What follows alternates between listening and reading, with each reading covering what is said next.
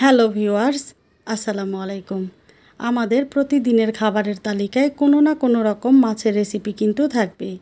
তো একই রকম মাছের রেসিপি না করে যদি স্বাদ বদলে একটু অন্যরকমভাবে মাছ রান্না করা হয় তাহলে খেতে যেমন ভালো লাগবে তেমনই মাছের প্রতি আর কিন্তু অরুচি আসবে না। তো আজ আমি কাতলা মাছের পেটি একটু অন্যরকম করে রান্না করেছি। আলহামদুলিল্লাহ, মাছটা খেতে এত বেশি মজার হয়েছিল যে একটা তরকারি দিয়েই পুরো এক প্লেট ভাত আমি খেয়ে ফেলেছি।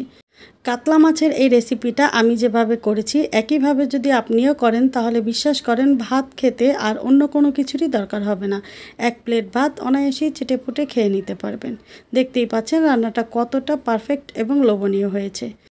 আমাদের বাংলাদেশে এই ধরনের খাবারগুলো একটু কমই খাওয়া হয়, মূলত ইন্ডিয়াতে এই ধরনের রান্নাগুলো বেশি করা হয়। তো ভিউয়ার্স, রিকোয়েস্ট থাকবে লাইক দিয়ে স্কিপ না করে পুরো রেসিপিটি কন্টিনিউ করবেন। আশা করি আপনাদের কাছে বেশ ভালো লাগবে। তো আজকে মাছের রেসিপিটি করার জন্য আমি এখানে কাতলা মাছের পেটে নিয়েছি 6 পিস। মাছটা আমি খুব ভালোভাবে লবণ গরম পানি দিয়ে ধুয়ে পরিষ্কার করে নিয়েছি। এখন স্বাদ মতো লবণ, 1 চা চামচ লাল মরিচের গুঁড়ো এবং 1 চা চামচের অল্প কম হলুদের গুঁড়ো দিয়ে মাছটাকে আমি খুব ভালোভাবে ম্যারিনেট করে নিব। ম্যারিনেট করার এই কাজটা একটু সময় নিয়ে ধৈর্য সহকারে করতে হবে। মাছটা যত ভালোভাবে ম্যারিনেট করা হবে খেতে কিন্তু ঠিক ততটাই ভালো লাগবে। তো এখানে আমি মাছটা খুব ভালোভাবে ম্যারিনেট করে নিয়েছি। এখন মাছগুলোকে আমি ঠিক 15 মিনিটের জন্য রেস্টে রেখে দিব। এই রেস্টে রাখাটা খুবই জরুরি, এতে করে মাছটা খেতে ভীষণ রকমের ভালো লাগবে। আর মাছ রান্নার জন্য এখানে আমি একটা মশলা রেডি করে নিব। এখানে আমি নিয়েছি 1 টেবিল চামচ পোস্তদানা আর নিলাম 1 টেবিল চামচের অল্প কম কালো সরিষা। এখানে হলুদ সরিষাও ব্যবহার করতে পারবেন, তাহলে সরিষার পরিমাণটা আরেকটু বাড়িয়ে দিবেন। কালো সরিষাটা ঝাঁজ একটু বেশি হয়ে থাকে। এখন এগুলোকে আমি একটা চায়ের ছাঁকনিতে ভালোভাবে ধুয়ে পরিষ্কার করে নিয়েছি। সরিষা এবং পোস্তদানা আমি পাটায় বেটে নিব। বাটার সময় এখানে 2টা কাঁচামরিচ আর অল্প লবণ দিয়ে বেটে নিব। লবণ এবং কাঁচামরিচ দিয়ে যদি সরিষা বেটে নেওয়া হয় তাহলে এটা কিন্তু খেতে আর একটুও তিতা লাগবে না। এখানে সরিষা আর পোস্তদানা একদম মিহি করে বেটে নিব। আমি 2-3 বার করে বেটে নিয়েছি। তো এখানে কিন্তু আমার বাটা কমপ্লিট। এখন আমি চলে এসেছি চুলায়, আর এইদিকে কিন্তু আমি মাছটা 15 মিনিটের জন্য রেস্টে রেখেছিলাম। তো এখন আমি চুলায় একটা পাত্রে পরিমাণ মতো সাদা তেল দিয়ে দিচ্ছি। তেল ভালোভাবে গরম হয়ে এলে এখন আমি তেলের মধ্যে মাছগুলোকে দিয়ে দিচ্ছি। চুলার আঁচ মিডিয়ামে রেখে 5 থেকে 6 মিনিট সময় নিয়ে আমি মাছগুলোকে ভেজে নিব। আর মাছটা ভাজার সময় অবশ্যই একটু লাল লাল করে ভালো করে ভেজে নিতে হবে।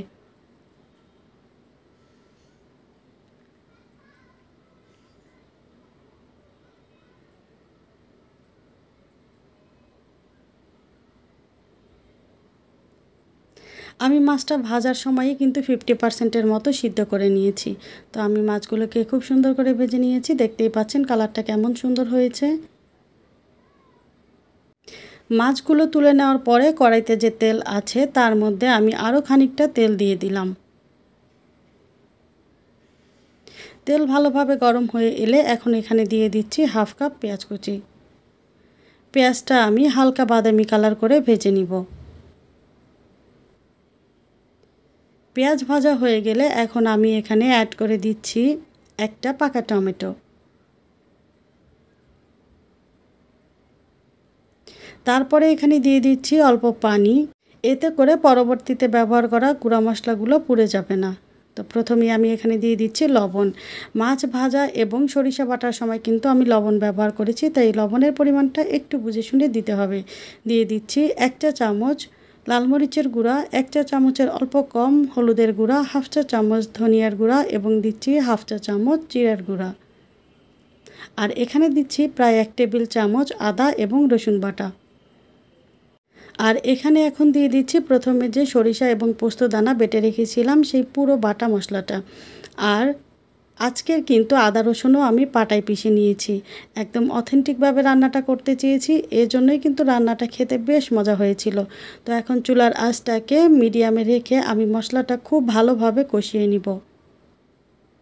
আর বারে বারে নেড়ে চেড়ে তারপরে কিন্তু মশলাটাকে ভালোভাবে কষিয়ে নিব, কারণ এখানে আমি সরিষা আর পোস্তদানা ব্যবহার করেছি। কোনোভাবেই যেন কড়াইয়ের নিচে লেগে না যায় সেটা খেয়াল রাখতে হবে।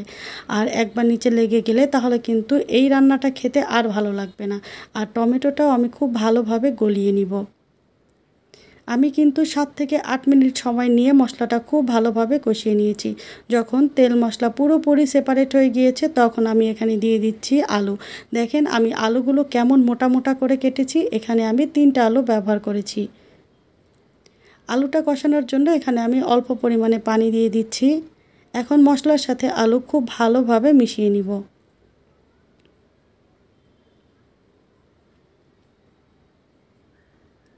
মেশানো হয়ে গেলে ঢাকা দিয়ে আমি আলুটা 50% সিদ্ধ হয়ে আসা পর্যন্ত কষিয়ে নিব। কষানোর এই সময়টাতে আমি কিন্তু বেশ কয়েকবার ঢাকনা খুলে নেড়েচেড়ে দিয়েছি যেন কোনোভাবেই মশলাটা পুড়ে না যায়। এখন ঢাকনাটা খুলে রেখে আরও কিছু সময় কষিয়ে নিব। যখন পানিটা পুরোপুরি টেনে যাবে এবং মশলার উপরে তেলটা ভেসে উঠবে তখন বুঝে নিব যে এখানে আলুটা খুব ভালোভাবে কষানো হয়ে গিয়েছে। তখন আমি এখানে অ্যাড করে দিচ্ছি পরিমাণ মতো ঝোলের পানি। যেহেতু মাছও আগে থেকে সিদ্ধ হয়ে আছে 50% আর আলুটাও কিন্তু 50% সিদ্ধ হয়ে গিয়েছে, তাই পানির পরিমাণটা একটু বুঝেই দিতে হবে। কতটা ব্যবহার করেছি সেটা কিন্তু একটু খেয়াল করলেই বুঝতে পারবেন। এরপরে ঢাকা দিয়ে আমি রান্না করে নিব 5 থেকে 7 মিনিট। এই সময়ের মধ্যে আলু কিন্তু 70 to 80% মতো সিদ্ধ হয়ে যাবে।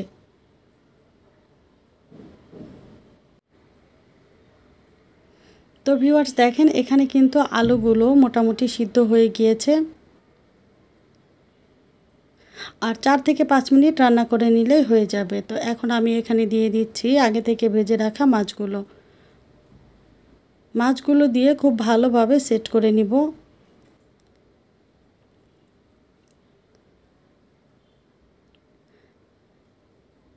সেট করা হয়ে গেলে আবারও ঢাকা দিয়ে রান্না করে নেব 5 থেকে 6 মিনিট।